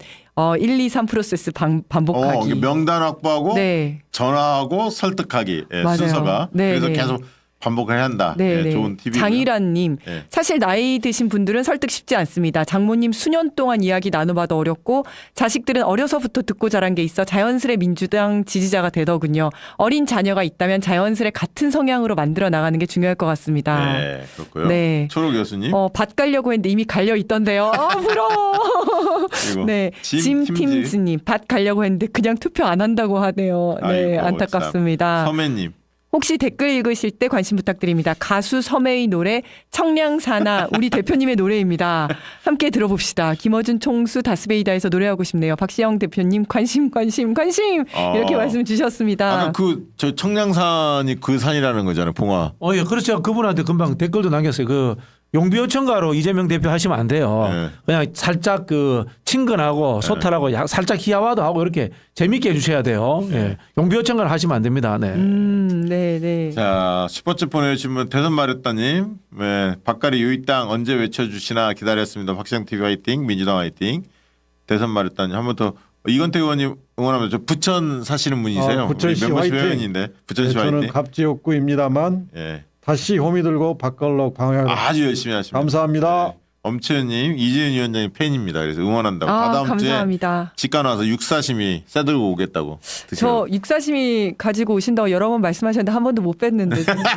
아, 저도 좀 불러줘요. 예. 까칠한 이지은. 네, 까칠한 네, 이지은. 육사심이 기다리겠습니다. 자, 우리 모처럼 오셨는데 이건태 의원님 뭐 하신 말씀 있으면 뭐 우리 시청자들에게 아니면 지지자들에게 하시고 싶은 예. 말씀 하시죠. 오랜만에 불러주셔서 나왔습니다. 작년 연말에 정말 고생들 많으셨습니다. 걱정도 많으셨고요. 그렇지만 이제 일부 뭐 저항을 하고 있지만 그래도 탄핵 소추가 돼서 헌법재판 탄핵 재판이 정상대로 잘 진행이 되고 있고 또 윤석열이 구속 기소가 됐습니다. 그러니까 헌정 절차에 따라서 따박따박 절차가 진행이 되고 있습니다. 그래서 얼마 남지 않았습니다. 그래서 국회에서도 최선을 다하겠습니다. 너무 걱정하지 마시고 조금만 응원을 더해 주시기 바랍니다. 참, 감사합니다. 그 민주파출소 그 법률적인 측면도 법률 그 위원회 법률 대변인 이쪽에 다 컨트롤 같이 하는 건가요? 민주파수는 그저 관여 안 별도로? 하고 있습니다. 별도로. 별도라고. 예, 예, 그럼 법률 대변인은 당의 공식적인 어떤 예, 법률적인 그렇습니다. 사안들만 예, 예. 대응하시는군요. 이제 이재명 대표님 사건 관련해서 네. 신속하고 정확하게 언론 대응하는 것. 아 예. 그다음에 이제 최근에 내란 사태 관련해서 법률적 약간의 전문성을 요하는 대변인 역할 네. 이런 데 집중하고 있습니다. 아 진짜 중요한 역할을 하시네요. 자 박진 원장님 뭐 끝으로 한 말씀 해주시죠. 네, 뭐 따박따박 가고 있습니다. 여러분들 너무 걱정하지 마시고요. 오늘 그 반도체 관련해서 이재명 대표가 메시지를 내셨는데요. 네. 우려했던 이 노동시간 문제라는 것에 대해서 노동자들과 상의한다라는 원칙을 정하셨기 때문에 이 중도화에 따른 어떤 이른바 우리 전통적 지지층이 이탈하지 않을까라는 우려는 저는 불식되지 않았나 이런 생각이 들고요. 고액 연봉자들 대상으로 뭐 논의를 하게 연구직들 뭐 그죠. 그 얘기- R&D 종사자들 네, 대상으로 네. 만약에 52시간을 넘는 시간을 일을 하게 될 때는 그분들과 협의한다는 협의해서 거죠. 원하는 분들 그렇죠. 그런 이제 그런 부분들이기 때문에 여러분들 지금 민주당이 가고 있는 부분들에 대해서 너무 의심하지 마시고 다만 너무 추앙도 하지 마시고 비판적인데 늘 같이 간다라는 그런 자세로 좀 봐주시면 감사하겠습니다. 네. 네 이재윤 위원장님. 우리 이건태 의원님은 거의 하루에 하나씩 아니면 하루 이틀에 하나씩 보도자료와 성명서 쓰시는 걸로 알고 있는데 언론에서 많이 안 실어줘서 잘 모르실 경우도 많은데 진짜 의정활동 잘하시는 너무너무 분이에요. 예, 부지런하게 네. 또 아주 그냥 핵심만 딱딱 찍어서 설명 너무 잘해주고 계시거든요. 그래서 너무 고생 많이 하시고 감사드린다는 말씀 드리고 감사합니다. 싶고요. 감사합니다. 아이고. 네. 그리고 이번 주 탄핵 심판이 정말 하이라이트이자 클라이막스일 것 같은데. 내일 네, 중요하죠. 내일 중요합니다. 홍장원 네, 등장. 나올 것 같고 그래서 윤석열이 체포 지시했는데 이거 어떻게 됐는지 이것도 보려면 내일 또 이제 밤을 새야 될 것 같은 생각이 들어서. 내일 2시부터 하죠? 네. 근데 이제 그 시간엔 제가 못 볼 것 같고 끝나고 나서 봐야 될 것 같아가지고요. 어쨌든 기대를 좀 하고 있습니다. 하나씩 진실이 밝혀져서 내란범은 빨리 감옥으로 가기를 바라겠습니다. 그 절박감 관련해서 좀 보수 쪽이 결집이 세게 이루어지다 보니까 그 이 진보 쪽 민주당 지지자들이 좀 느슨해진 거 아니냐 이런 시각들도 있었어요. 여론조사가 또 워낙 좀 튀는 조사들이 많이 나오다 보니까 걱정들 많이 하셨는데 오늘 보셨듯이 여론조사 꼭 조사한 거 신뢰합니다. 저는 가장 엄격하게 실사를 하고 있기 때문에 신뢰하고요. 그 조사 믿으셔도 됩니다. 그리고 지금은 ARS 조사보다는 전화면접 조사 안심번호로 기초로 전화면접 조사하는 것을 중심으로 판세를 읽으시는 게 좋다는 말씀드리고 보수 과표집이 약간씩 있어요 아직도. 하지만 중도층 흐름을 유심히 분석하시면 판세를 읽는 데 도움이 되실 것 같습니다. 그리고 저는 절박감 관련해서 이제는 다시 이제 원래 이제 늘 계속 이렇게 결집만 할 수는 없잖아요. 약간 이완도 됐다, 긴장됐다 맞아요. 이렇게 사이클이라는 게 있는데 다시 신발끈을 좀 조여매야겠다. 이제 90일 전투 들어가 있는데 박가리 전투입니다. 지금 뭐 거대한 이야기 할 필요 없이 주변에 한 분씩 두 분씩 설득하는 그런 부분에 우리가 총력을 다할 때다는 말씀 드리고요. 박시영 TV가 그 성공 사례를 계속 좀 전파할 테니까 오늘 이 방송 듣고 당장 오늘 밤부터 내일 열심히 주변 설득해서 한 가지라도 한 명이라도 설득 성공한 사례가 있으면 좀 올려주고 또 이렇게 했더니 안 통하더라 이거는 이걸 네네. 써먹지 마세요 이런 것도 올려주셔서 부작용이 좋습니다. 더 심하더라. 막 저희 이런 거. 유튜브가 먼저 선도할 테니까 그러면 다른 진보 유튜브들도 야 그래 지금은 박가리 할 때야 박시영 TV 하는 대로 우리도 해보자 이런 분위기가 좀 잡힐 거 아닙니까? 그러다 보면 이제 그 하나씩 표가 좀 세워질 것 같습니다. 그렇게 같이 갔으면 좋겠고요. 저희 내일 최강 신박에는 최강욱, 신유진 두 분 모시고 이야기 나눌 텐데 요즘에 뭐 심심찮게 개헌 논의를 자꾸 꺼내들더라고요. 개헌 논의 저 전직 대표들 뭐 중진들 원로들 또 꺼내들던데 이거 노림수가 좀 있습니다. 그래서 개헌 논의도 좀 살펴보려고 하고요. 내일 방송도 기대해 주시면 좋을 것 같습니다. 박시영 TV 구독 안 하고 보시는 분들도 아직 많던데요. 구독해 주시면 더 좋겠습니다. 오늘 방송은 이것으로 마치도록 하겠습니다. 고맙습니다. 감사합니다. 감사합니다.